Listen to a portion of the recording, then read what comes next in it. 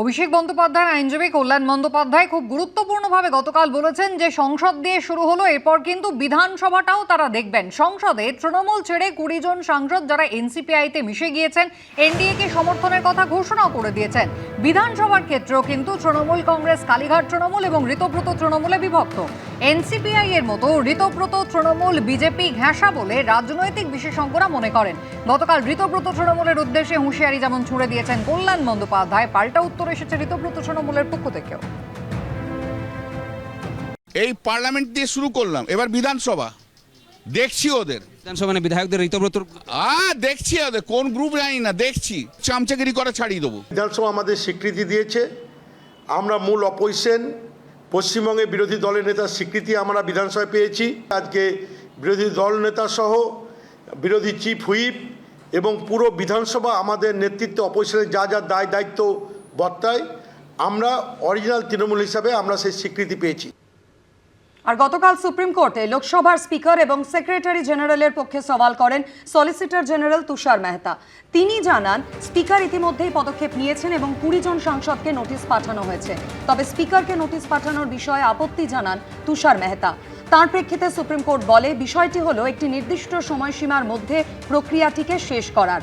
সাংবিধানিক পদে থাকা কোনো ব্যক্তিকে আমরা নোটিশ পাঠাতে চাই না, কিন্তু তার বক্তব্যও শুনতে হবে। তখন তুষার মেহতা জানান, তিনি স্পিকার, সেক্রেটারি জেনারেলের হয়ে কথা বলার জন্যই উপস্থিত রয়েছেন। এই মামলার পরবর্তী শুনানি হবে 2 সপ্তাহ পর।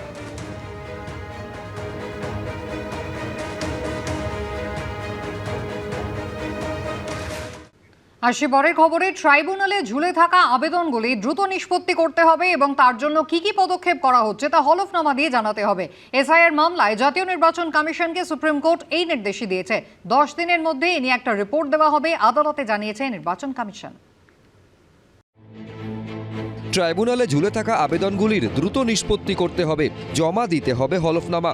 এসআইআর মামলায় জাতীয় নির্বাচন কমিশনকে এমনই নির্দেশ দিল সুপ্রিম কোর্ট।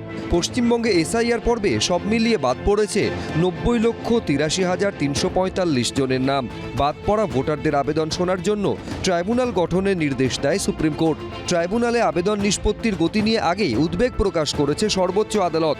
মঙ্গলবার অধীর চৌধুরীর দায়ের করা মামলার শুনানি হয় প্রধান বিচারপতি সূর্যকান্ত, বিচারপতি জয়মাল্য বাগচি ও বিচারপতি ভি মোহনার বেঞ্চে। কংগ্রেস সাংসদ ঈশা খান চৌধুরীর আরটিআই থেকে পাওয়া তথ্য তুলে ধরে কংগ্রেসের আইনজীবী গোপাল শঙ্কর নারায়ণন জানান, ট্রাইব্যুনালে 38,10,000 আপিল বিচারাধীন রয়েছে। এর মধ্যে 7 লক্ষ আবেদন নাম অন্তর্ভুক্তির জন্য এবং 31 লক্ষ আবেদন নাম বাদ দেওয়ার জন্য করা হয়েছে। এ পর্যন্ত মাত্র 83,000 আবেদনের নিষ্পত্তি করা হয়েছে, যার মধ্যে 75,443টির ক্ষেত্রে নাম ভোটার তালিকায় অন্তর্ভুক্ত হয়েছে। আইনজীবী গোপাল শঙ্কর নারায়ণন আরও বলেন, অন্তর্ভুক্তির কাজ আগে শেষ করা উচিত। কলকাতা ও হাওড়ার পুরভোটের আগেই ট্রাইব্যুনালের উচিত নাম অন্তর্ভুক্তির বিষয়গুলি নিষ্পত্তি করা। এই ট্রাইব্যুনালগুলোর গঠন হয়েছিল যে যারা জুডিশিয়াল অফিসার আন্ডার অ্যাডজুডিকেশন বাদ দিচ্ছেন তাদের ইনক্লুশনের জন্য, কিন্তু এখানে ইলেকশন কমিশন সুমোটো তাদের অফিসিয়ালদের দিয়ে লক্ষ লক্ষ কেস যারা ইতিমধ্যে ঢুকে আছে, যারা ভোট দিয়েছে, তাদের বার করার জন্য এরকম কেস তারা ভেতর দিয়ে ফাইল করে দিয়েছে।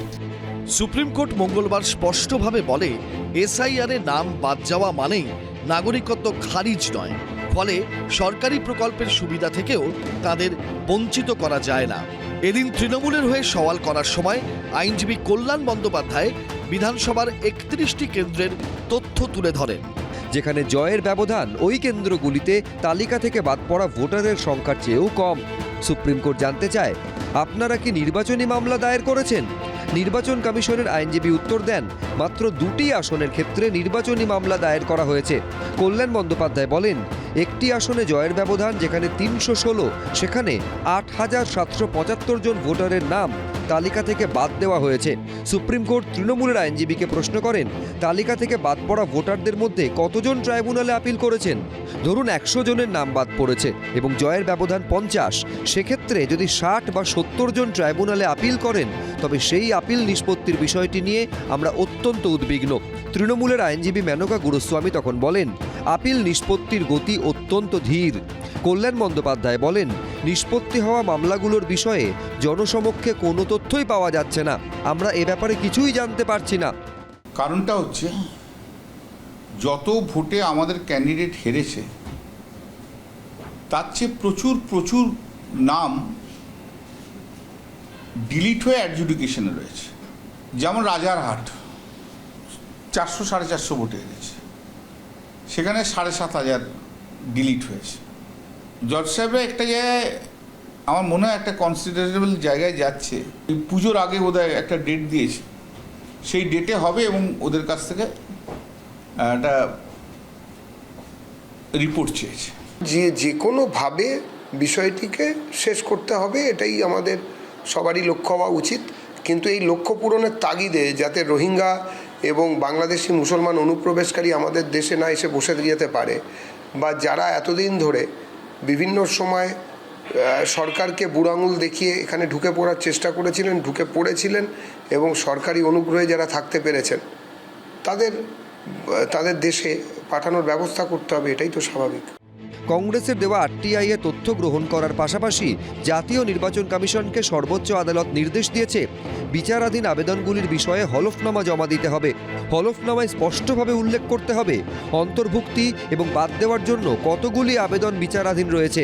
এছাড়া ট্রাইব্যুনালে ঝুলে থাকা আপিলগুলির দ্রুত নিষ্পত্তির জন্য কি পদক্ষেপ নেওয়া হচ্ছে তাও কমিশনকে জানাতে নির্দেশ দেওয়া হয়েছে।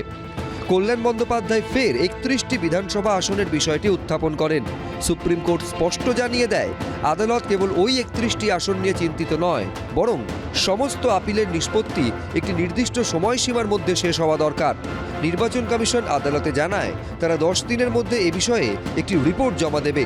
বিজেন্দ্র সিংহ, দীপক ঘোষ, অর্ণব মুখোপাধ্যায়, এবিপি আনন্দ। এবিপি আনন্দ, এগিয়ে থাকে, এগিয়ে রাখে।